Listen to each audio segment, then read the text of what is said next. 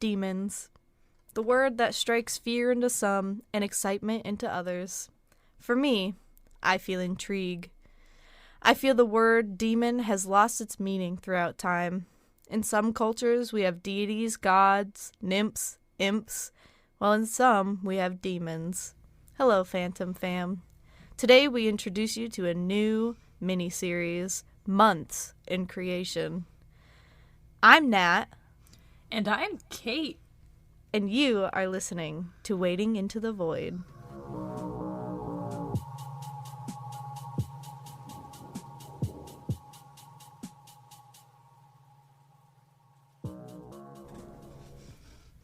I'm so excited. I realized I didn't have your face up, so I couldn't see your reaction while I was reading at all. I did a little happy dance. Okay. So, yeah. That was my intro. I wrote it out, and I was really serious about it, and hopefully it was good. I loved it. Good. So hopefully it's a good introduction to what we're about to do. It's going to be really similar to our Cryptids mini-series, but this time we're going to be talking about some demons. Demons. Which, like I said, demon has many different meanings in many different cultures.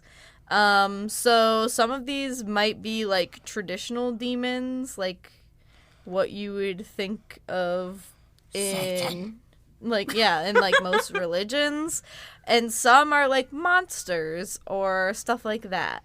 So there's a really big scale that we're going to be hitting, and I figured instead of how cryptids was like 5 or 6, 7 states in an episode, we're going to be going by the alphabet. So we're going to be hitting A demons that start with the letter A, and we're going to be covering like maybe 6 to 8 or 9. So it's going to be really similar. But we're going to really dig in and get into, what they look like, what they do. Some like where they come from, all that jazz. So hopefully this is exciting for some people. You get to learn about a lot of different things. So I'm excited that this is going to be like, what, 28 episodes? 26? Something 26. Like that. I can never remember how many letters are in the alphabet. So like 26. 26 episodes. Yeah. Which is awesome. That's going to be so good. So everyone get your alphabet song ready. A, B, C, D, E, F, G, H, I, J, K, L, M, N, O, P. We're going back to kindergarten where we're summoning demons. Just your average Tuesday. Even though it's Monday while we're recording this. Okay. Happy Memorial Day, everyone. Yeah, happy Memorial Day weekend. Thank you for all who have served the United States of America. Is that what Memorial Day is for? Yes. Oh. Is it for it's people for who the died? Lives lost, yes. Yeah, okay, that's what I was like, I know it's for some, like, people who died, but I wasn't sure what exactly. Yeah. No. Dead veterans. Rest in peace, soldiers. As we talk about demons. Just Vermontings. Okay. Yeah, so I have some tarot and oracle, and then we're gonna get right into it. Awesome. So, I figured these decks would be very fitting for today.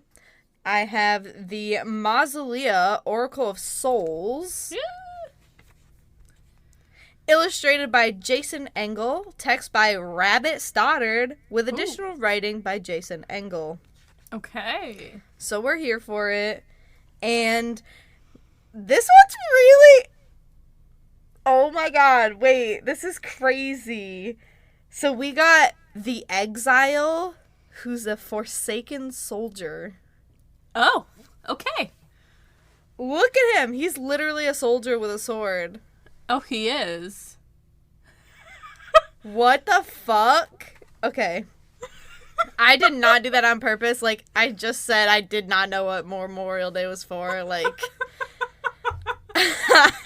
yeah, I'm stupid. Okay, it's fine. Anyways, the exile, or the forsaken soldier, is a lost, broken figure haunted by dim memories of former victories. Once he was a glorious supreme commander, a leader of soldiers, and a feared warlord. Now he is rootless wanderer, unable to fully grasp who he was and unable to understand what he could become. The exile represents someone who has failed in spite of their cleverness, skills, or strategic abilities, and who cannot understand why they have failed. It is a sign that the answers one seeks can not be found within oneself unless one accepts the reality of one's situation. And his domains are strategy, failure, and trauma. Yikes. Yikers! Big yikes! We're here for the trauma today, I guess. But I literally love this deck. It is so, like, dark and beautiful and just really right to the point, honestly. I love it. Really happy with that. And so now we get to the tarot deck that I've been waiting so desperately for so long to use. Show them what it does. Show them what it does. I teased it a little bit on our story a few weeks ago, but listen. I love it. It is a coffin box with a little sound thing, and it sounds like a coffin opening when you open it. And it is called the Macabre Tarot by Samantha Rook.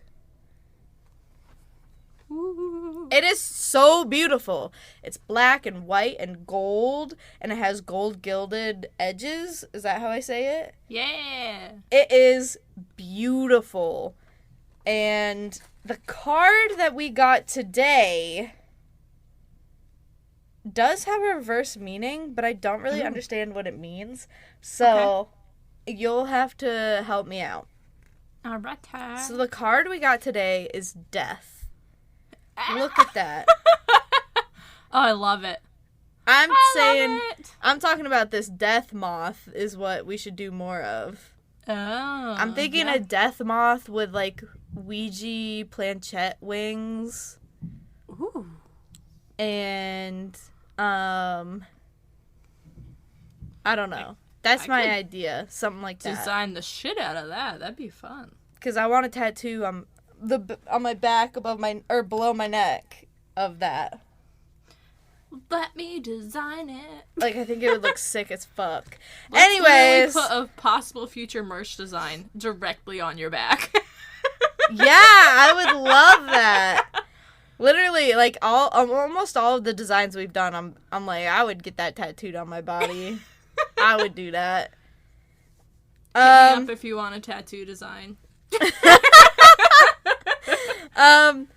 So we got the reverse meaning, which apparently means inertia.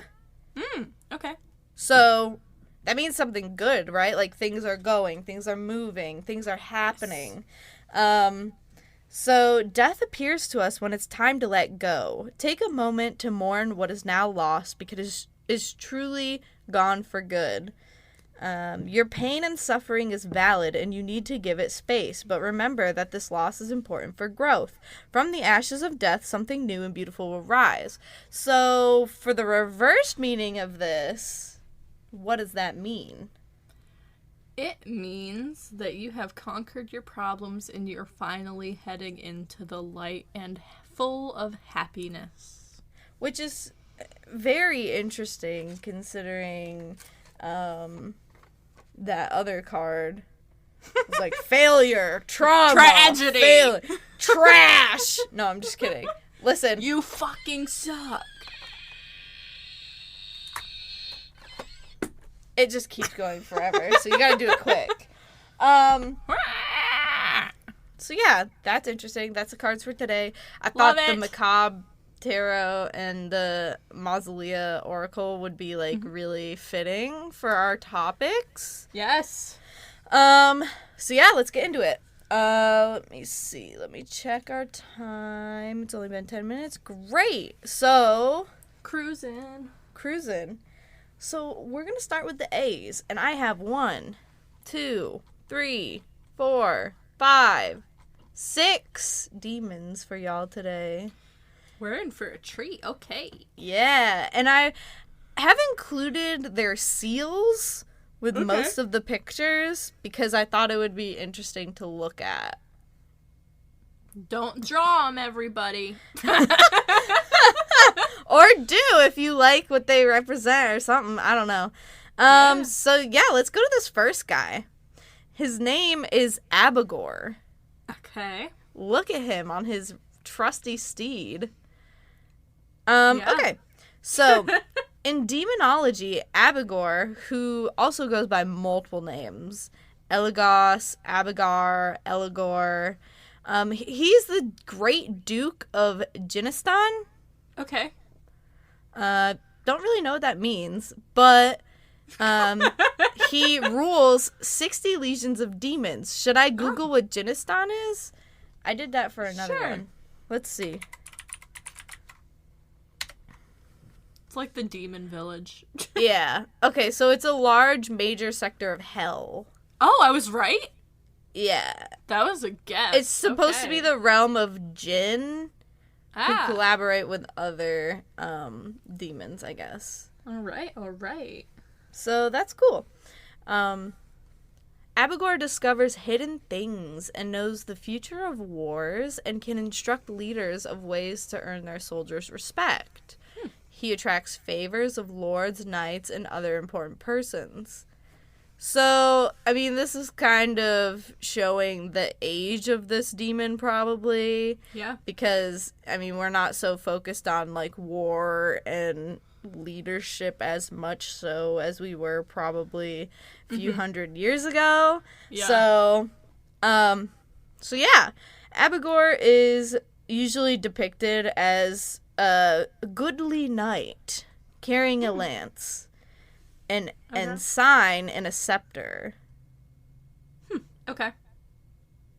And apparently the scepter is some kind of like serpent scepter looking thing.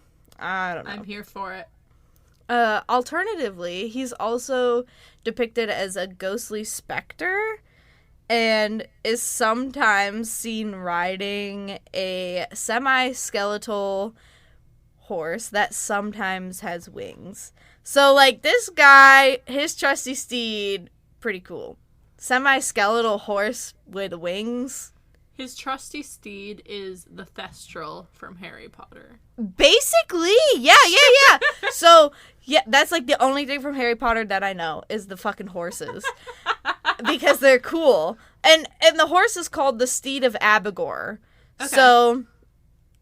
and is also a minion of Jinistan itself and was a gift from Beelzebub. So, and I'm pretty sure, is Beelzebub its own demon or is that just another word for Satan? I don't know. I only know it from the Queen song. It's just another name for Satan. Okay. So, apparently, the Steed of Abigor was created from the remains of one of the horses from the Garden of Eden. Nice. Isn't that cool?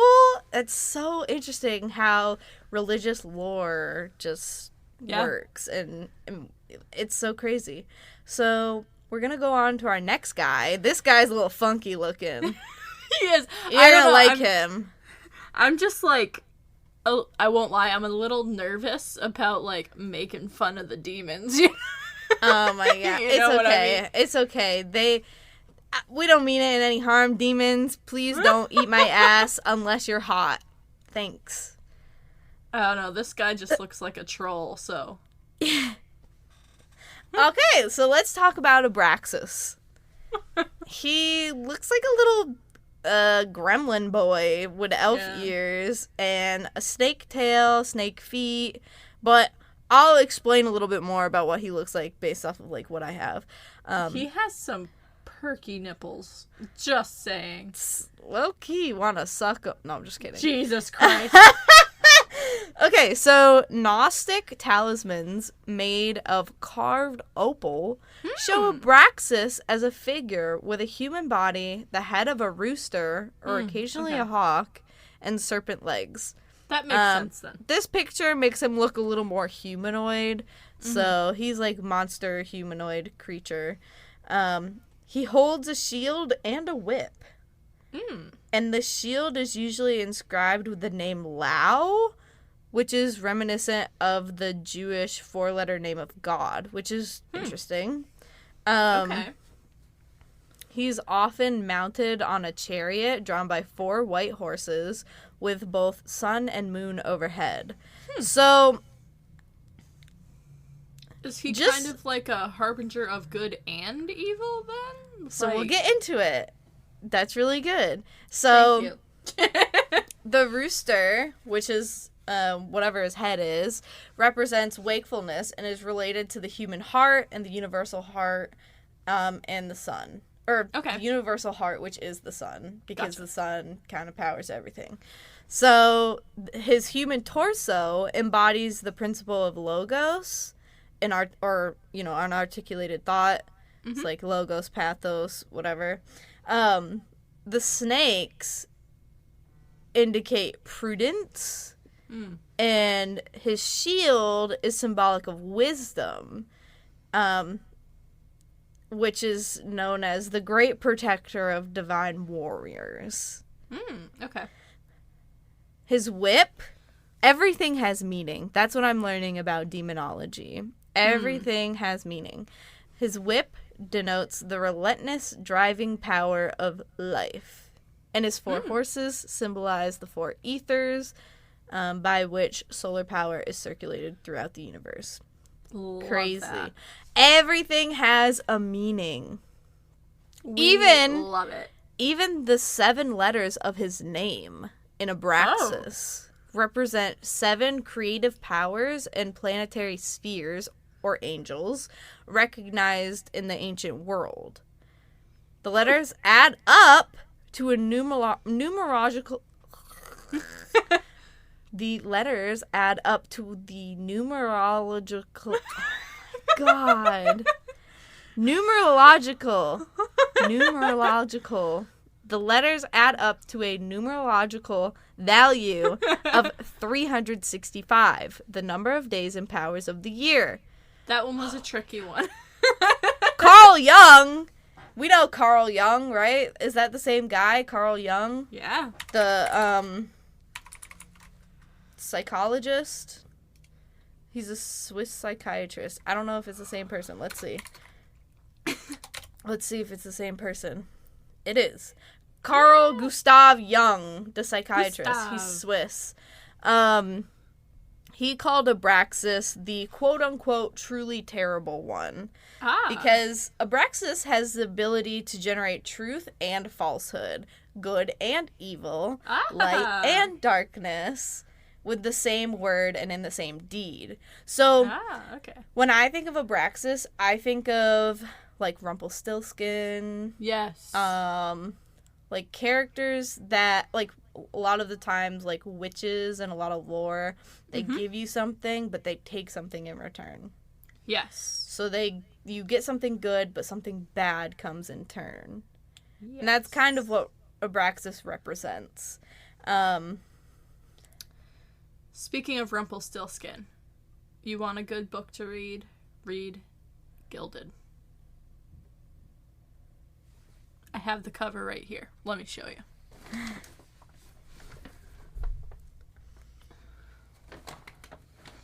You're gonna like it.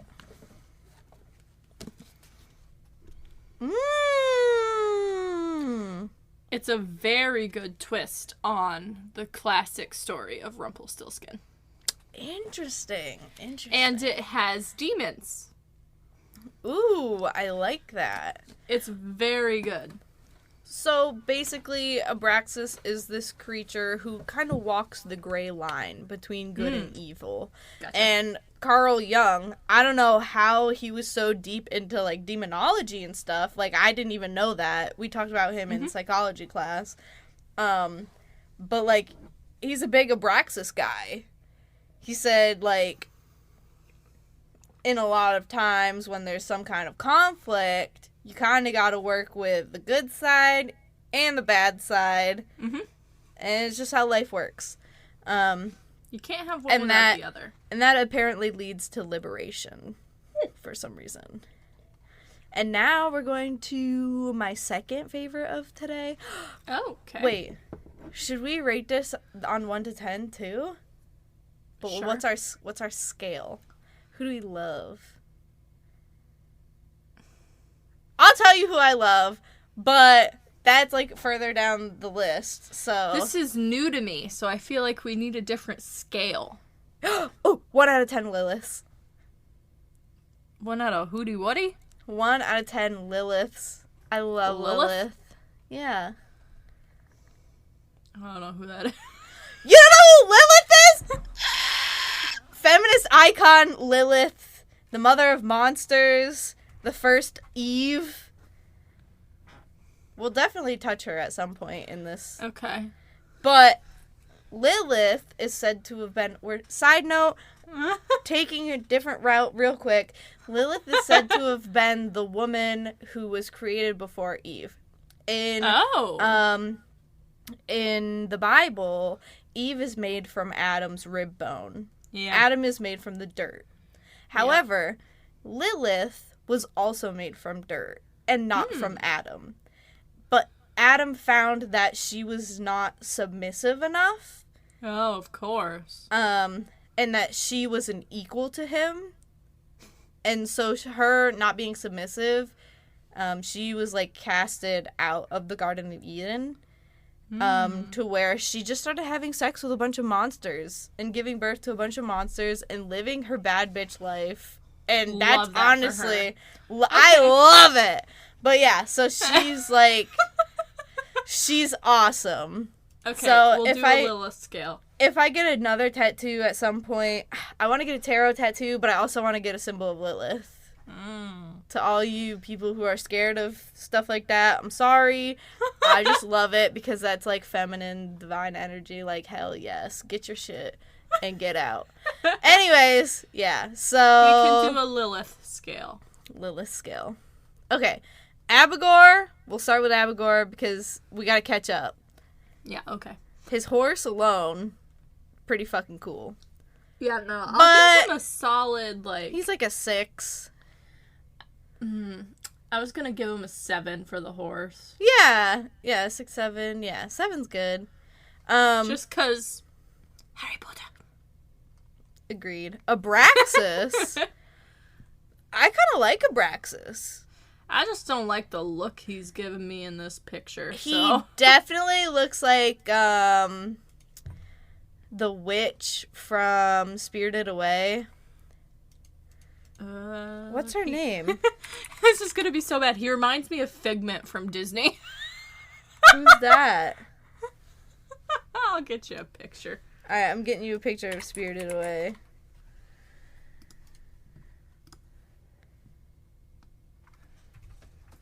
Specifically the animatronic thing that they have at Disney. He looks like Yubaba from Spirited Away. Like, literally, no joke. Looks exactly like her. Look at this shit. Here's Figment. Wait, what movie is that from? Hold on. Figment. It's literally called Figment. I've never heard of this. It's Is also it a claymation? Is it a claymation? When is it from? I think it's pretty old. Hold on, let me see. Really? I say old, but I don't mean like old. He first appeared in Journey into Imagination in 1983. Oh, okay. Tell me I'm wrong, though. It's just the eyes, I think, that are, like, sending me. You want to message Nikki real quick? Oh, did she just message us? Yeah, she's having trouble with Discord. Who doesn't? My kids have it on their phone. I may have to use theirs. Yeah. No, but the one you sent, the witch, that makes sense. Literally looks like exactly. Identical. You, Baba. I'll give him like You're like a 7, 8. I was gonna give him a 5. What? I like the fact that he's like Rumpelstiltskin-y. Oh, that's fair. Okay, I completely like that part slipped my mind. I was just going off appearances. He's freaking me out. Okay. The story, no, I'll give that a solid 7 or an 8. Yeah. I like that. So now we go to another really cool one. His name is Elosses. And as you can tell from the picture, he doesn't look... He's like an anthropomorphic creature. So let me just explain him. I really don't have a lot about him. He's pretty straightforward.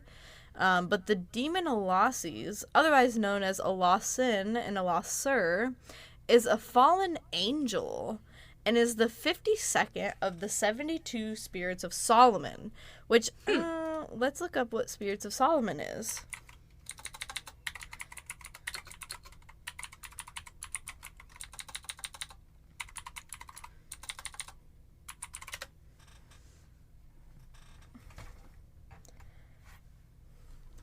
So, the spirits of Solomon are 72 demons or jinn captured by the legendary King Solomon, who imprisoned them in a brass vessel and cast it into the sea. But why did he do this? Let's look into it more. The vessel was apparently discovered by Babylonians who believed it contained a great treasure. However, when they broke the vessel, the demons and their legions were set free and returned to their home.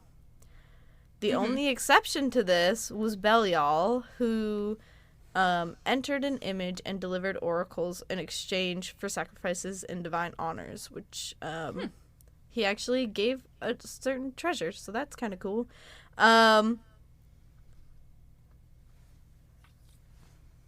Damn, I should have covered this dude. What the hell? He's an A. He's an A too. A Gary's. Oh.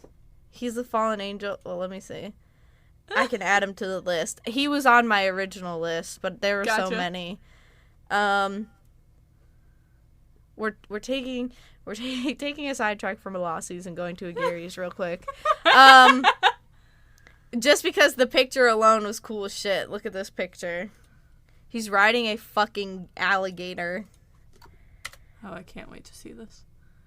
But he looks like Shy Boy. He's got little ear piercings. And he's got a bird. I love it. I love it. I don't know why, I thought you were going to say Shia LaBeouf. And I was like, fair. So, okay, so he's a fallen angel, but prior to his fall, Gary's was a member of Angelic Order of Virtues. In hell, he's the first Duke of the Power of the East and rules 31 legions of demons. He appears as a handsome man, riding a crocodile and carrying a goshawk on his fist, which is some type of bird. Yes. He makes those who run stand still, and he retrieves runaways. He teaches all languages, causes earthquakes, and destroys spiritual dignities. So he is just out here like, not feeling it, gonna fuck some shit up today. Yeah, but he's got that, like, shy emo boy look. He's got the ear piercings. He got the horns. He's interesting. Like, don't run from me. I'm a shy boy. Why would you run? You don't like my crocodile? So, yeah, okay, sidetrack. Back to Elosses, because this guy's pretty cool, too. He's also a fallen angel, 52nd of the 72 spirits of Solomon, like I just said. He's a duke in hell, and he appears as a soldier who rides a large horse. However, he doesn't look like a human because his face is a fucking lion. A red lion with flaming eyes. That is certainly unique. Another thing about him is that he's known to speak with a really loud and hoarse voice, like a booming voice. Like, that's like his most well-known trait, besides that he looks like a lion. You shalt not run from me! Like, when he yells, you hear. He teaches astronomy and the liberal sciences and gives beneficial familiars, which I thought that was also really cool, too. Honestly, he don't sound like such a bad dude. Like, no. I mean, he teaches astronomy. How bad could he be? He rules over 36 legions of demons, according to Goetia of Dr. Rudd. He is governed by the angel Imamia. Has no issue pronouncing demon names. Gets to one angel, and we're like, oh, that's just how I roll, baby. Ammonia. No, I'm just kidding. So yeah, Insomnia!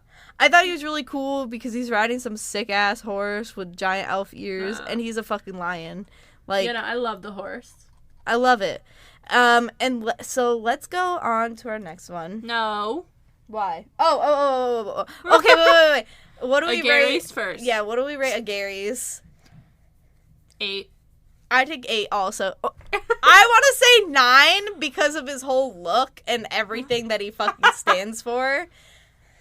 Like, the shy boy. Wait, why are you trying to run, baby girl? Like, come back. God. I'm going to catch you on my crocodile. Jesus. Catch me on my croc, you know what I'm saying. Catch me on my croc. That'd be so funny if he wore Crocs while he was riding his crocodile. That is him in the 21st century. Yes. Like, he's a guy from Florida. Like, he's just a dude from Florida with a bird. That drops him down 4 points. No! He's like, Florida man. Rides crocodile. Rides crocodile and hog ties Forces people to people. stop. Halted traffic for 24 hours.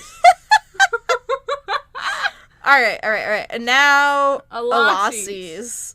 I would say like a 6. I give him a 9. Really? He teaches astronomy.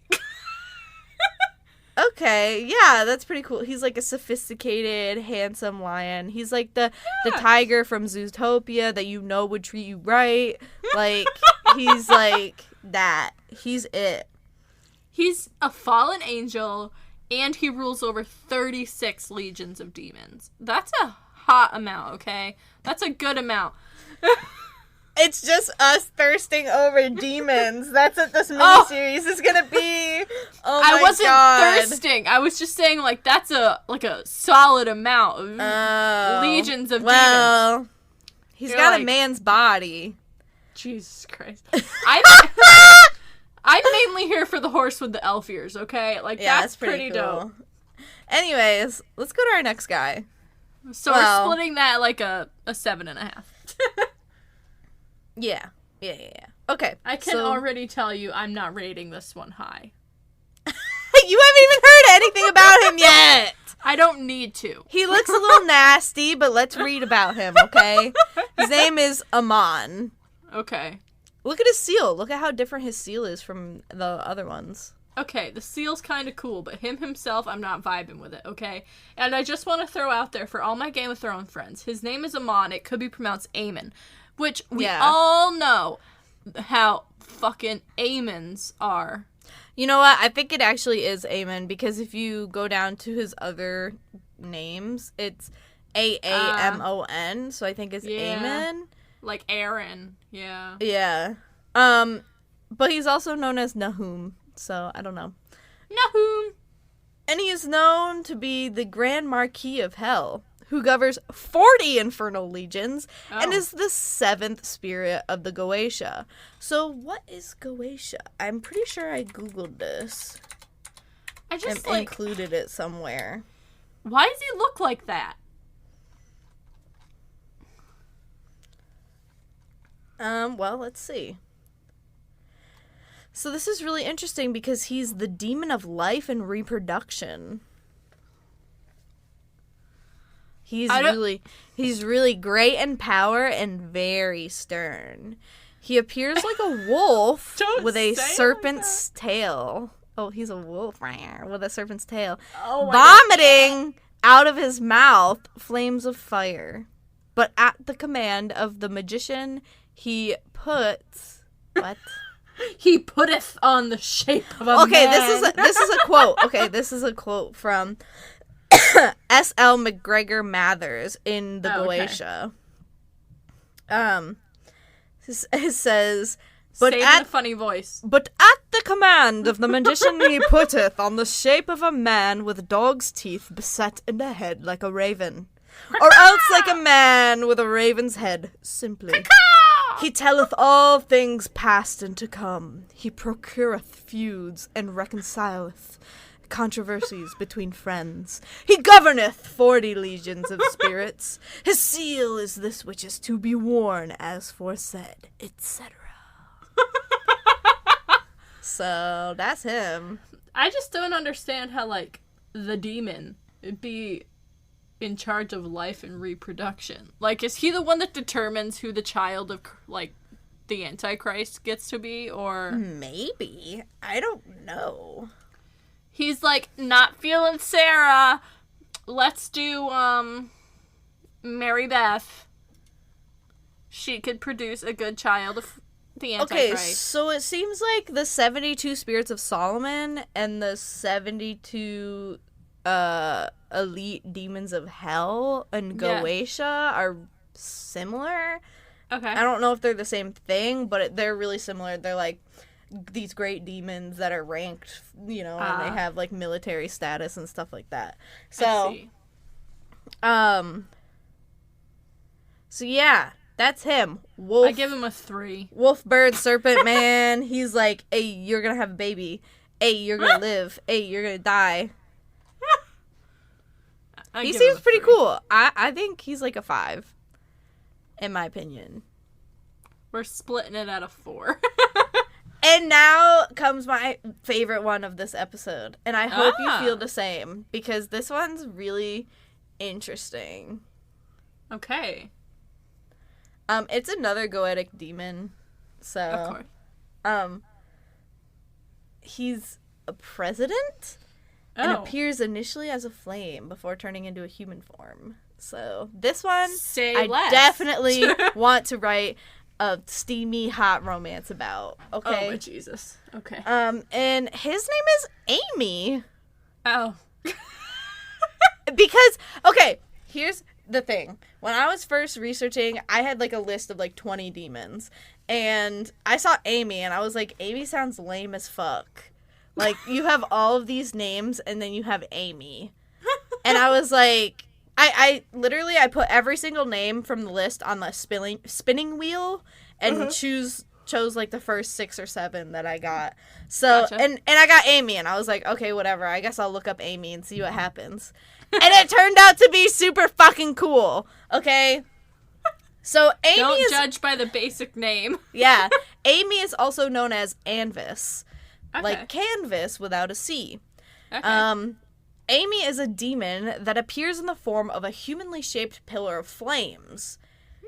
Though he can also assume other different forms, but a lot of his conjurers note that he remains hot to the touch. So that's why I was like, ooh, steamy romance about this guy. Because literally steamy. Steamy and steamy. I'm just thinking girl gets fucking cold and like almost dies and she's shivering or whatever, and then this guy comes and like heats her up, whatever, you know. Anyway, so that's my thought. If you're a writer, hit me up. I'll read that shit. I can't do it myself, sorry. Anyways, he also teaches astronomy and liberal arts. Gives familiars, incites positive reactions from rulers, and according to basically all sources except the Munich manual, which I don't even know what the fuck that is, he also reveals treasures. So he's kind of cool so far. So let's kind of deeper dive. Why did Amy get here? How is he here? Like, where did he come from? He was once an angel belonging to the choir of powers who joined Lucifer's rebellion in heaven. Oh, okay. Yeah. So Amy was believed to have been misguided when he joined, and was convinced to join, in fact. And kind of regretted it instantly. Because he was kind of forced against his will unknowingly. He was manipulated. But that's, kind of what Lucifer does. So he's kind of a victim in this case. But he couldn't take back what he did to God. And the damage was basically done. And he was cast out of paradise. Yes, because for someone, that's supposed to be so forgiving. Yeah.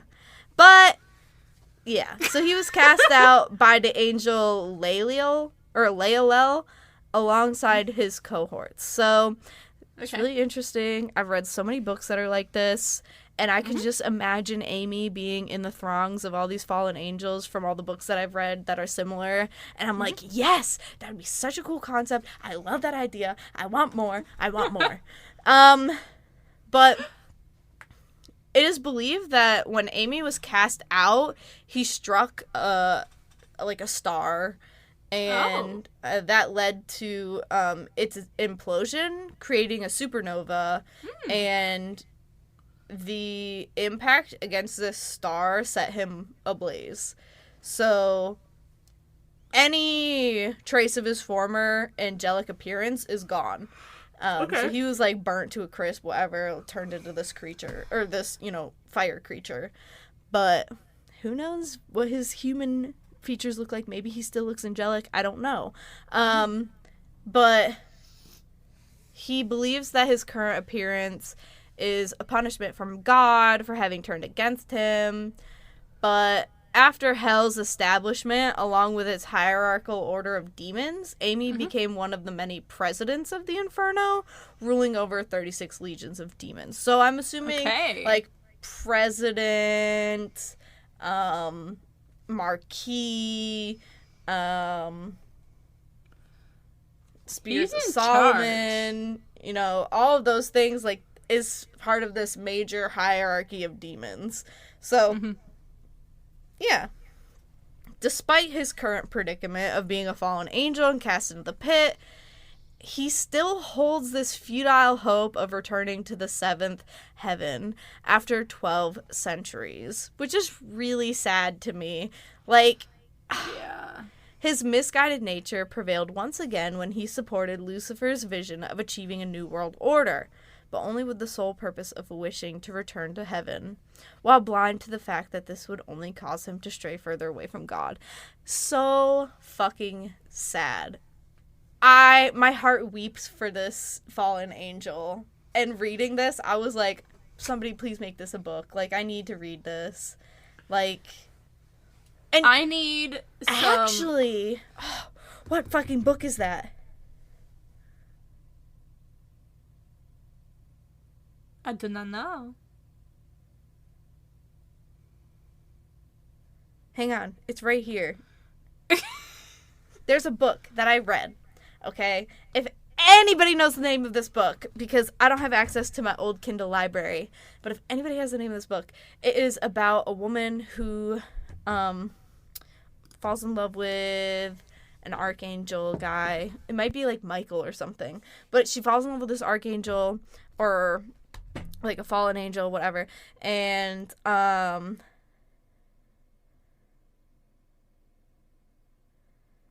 remember they go to the hellscape or wherever, and all the fallen angels are there, and their wings are all burnt off and shit, and all I could think of is Amy.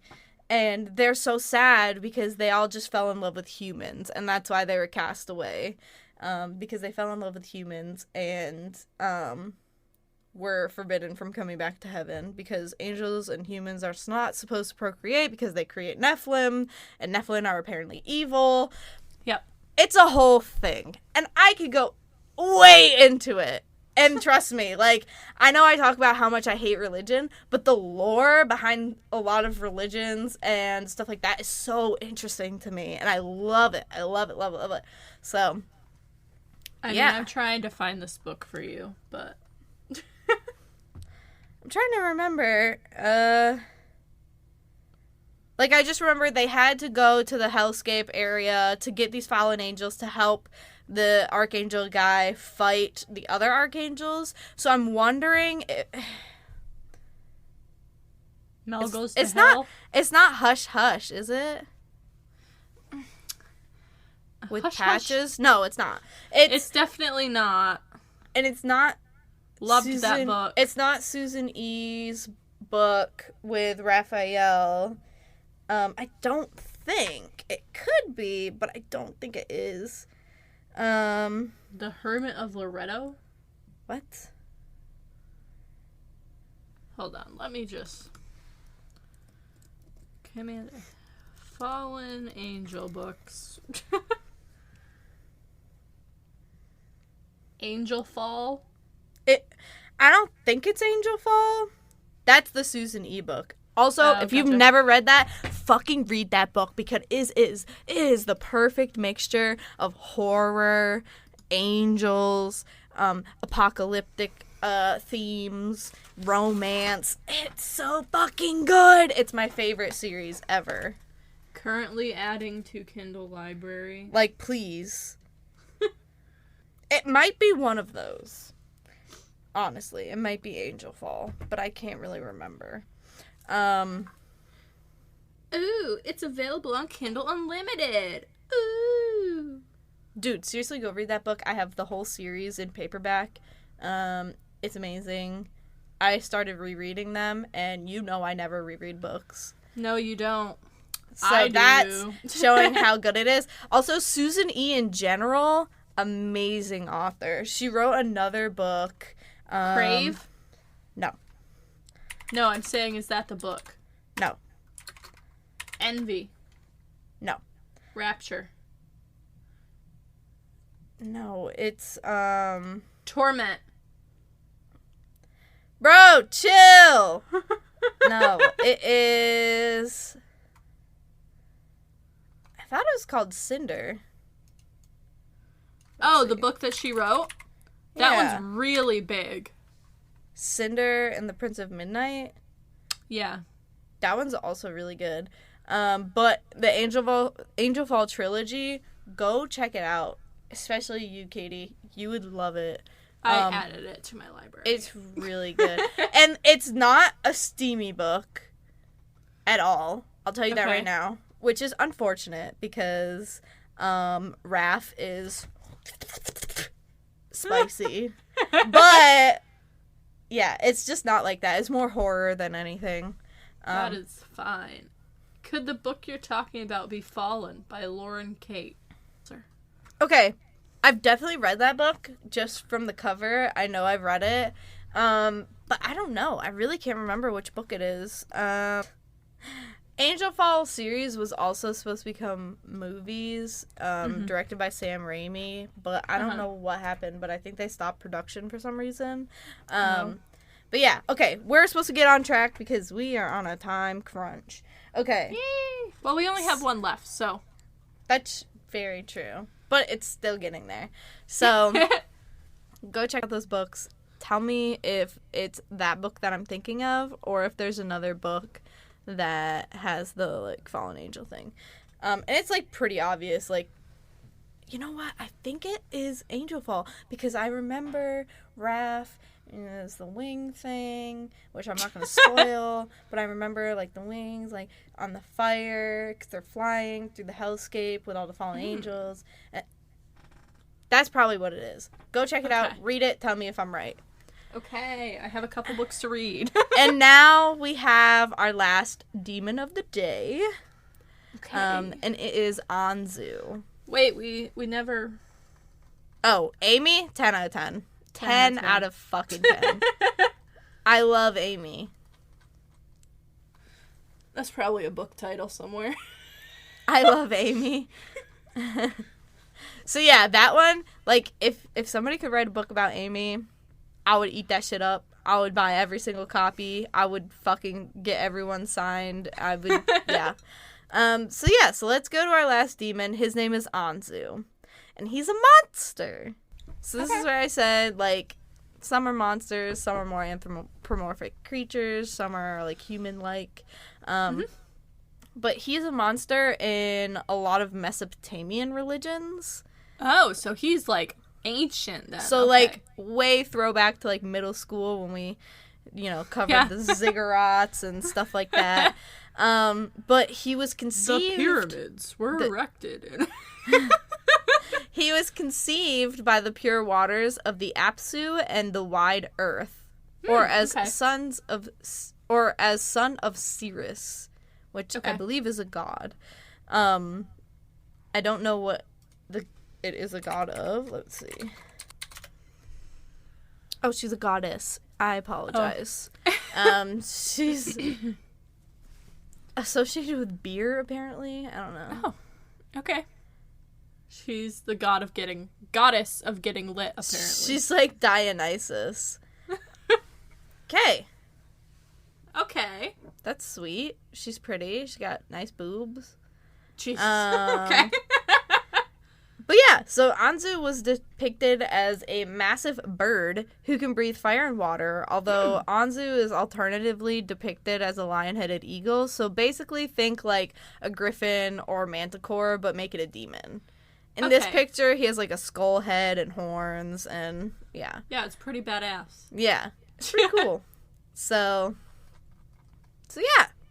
For his ancientness, I'll give him a 6. I agree. 6 is pretty good. That was fun, though. That was a lot of information that I definitely didn't know before. And I can't wait to learn more about some more demons and like maybe I said, get some more book recs. This is my shit. This is my shit right here. Like, cryptids, love monsters, love creatures. But this is what I'm really interested in. And I'm so glad that I get to share my passion with everyone listening. Yes. So I'm really excited about this series, and I hope you guys liked it, and I hope that you enjoy liking it in the future. And maybe take a minute to look up some of these demons and read more about them if you want, because I feel like there's no harm in doing it as long as you're not summoning them. Yes, don't summon them. But I think it's just so interesting and really interesting to learn about other cultures, because a lot of these come from a bunch of different cultures. Like, this one was Mesopotamian. Like, it's crazy. So, yeah. No, that was really fun.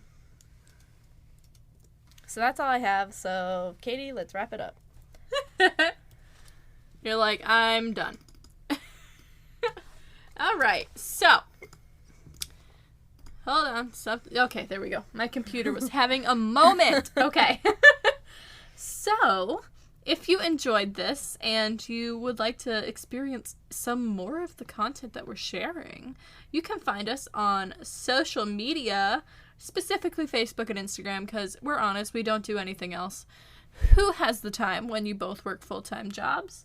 You were both previously enrolled in a master's program, and you just got way too much on your plate. You know what I'm saying? So you can find us on there at Wading Into the Void. We keep it simple. We keep it fresh, and we try and post some interactive content with you guys, so we can get to know you a bit better. And if you would like, you can also chat with us on Discord. You can find that link in the description of this episode, or simply by searching, Wading Into the Void. I'm pretty sure it'll probably pop up somewhere. Who knows? I think we have it in our link tree. Yes. So that's a reason for you to go to social media, because you'll get our link tree. And if you join Discord, our Discord is still pretty small, and if we have people communicating in there, like, we'll get everybody going and talking and having a good time. So we have some really chatty people. They're really awesome, and you'll love them just as much as you love us. Hopefully. No, you will. I'm telling you. You don't have a choice. You will. And if you enjoyed this show and you'd like to support us, you can find us on Patreon by searching Wading Into the Void. We will be the first one that pop up. And why is that, Nat? Because of our super fucking awesome name. Yes. And if you were here for the last episode or the announcement we made, we recently reorganized our Patreon channel. And we got a lot of hot stuff popping, and we'd really love to get to know you a bit better on there, because it's a great chance to connect with us on a more personal level. And other than that, my friends, let's fucking wrap this one up. Nat, do you got a little outro for us that you're popping in your head, or you want me to slingshot this sucker? The thought process. The gears are turning. The gears are turning. So, thank you, Phantom Fam, for supporting us and loving us so much that, you know, we can keep doing fun little mini-series. And if you are a writer, please send me fucking writing of Amy, because I love this creature, this man, this being. If you... Hang on, Katie, you gotta throw something in there. Keep it as cool as to have a thestral for a horse, and, you know, don't be a little demon goblin guy with little snake feet. And, you know, keep it as cool as Amy, because Amy's chill, Amy's literally on fire, and just vibing. So... Damn. All right. Bye. Bye.